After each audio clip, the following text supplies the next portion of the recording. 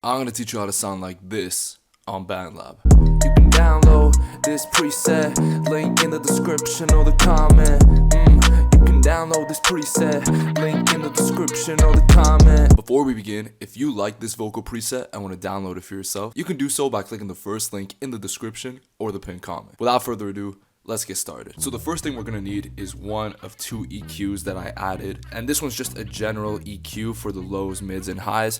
So as you can see, I dropped the lows only 1.2 decibels. The mids I dropped 2 decibels, and like I've mentioned in every tutorial, basically, what you want to do to find out where to put the mid sweep, you gotta crank the mid as high as possible, really, play the song, and sweep around until you find the most annoying and harsh frequency. You can download this preset, link in the description.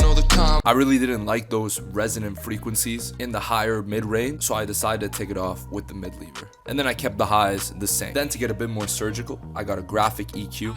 And as you can see, it's only minuscule differences of either 1 decibel in the 200 range, 3 decibels in the 800 range, drop down 3000 again like I did in the EQ 3M. But like I said, very minuscule differences just to emphasize certain frequencies that I like or take away ones that I dislike. Then I added a de-esser, and this is to remove the harsh S sound that appears in your vocals sometimes. I left the frequency at 9000 Hz and put the threshold at negative 1.8 decibels. So not too much really. If you're trying to level up your music career and want to upload your music to Spotify, Apple Music, you name it, click the second link in the description because that's going to get you 7% off of DistroKid, the best music distribution platform on the internet. It's already only 20 bucks for you to upload an unlimited amount of songs and albums, so 7% off that is even better. Again, second link in the description. Now back to the tutorial. Then I added an FBK compressor.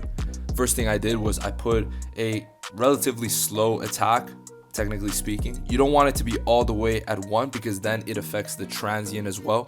And in order to have your vocals be up front in the mix, you want to give the compressor some time before it actually starts compressing, which is why I put it at 52 milliseconds. The release, I put it at 373 milliseconds. That's how long it returns to its normal state after being compressed. The threshold I put at 5.1 with a ratio of 8:1, and I put a makeup gain of 7 decibels. Then I added a noise gate. This is essentially to remove any background noise whenever you're not rapping or singing. I did put a fast attack in this case, 5 milliseconds, with a release of 200 milliseconds, and I put the threshold at negative 30 decibels. So anything under that will be removed when I'm not singing or rapping. Finally, I added a spatial effect, in this case, reverb.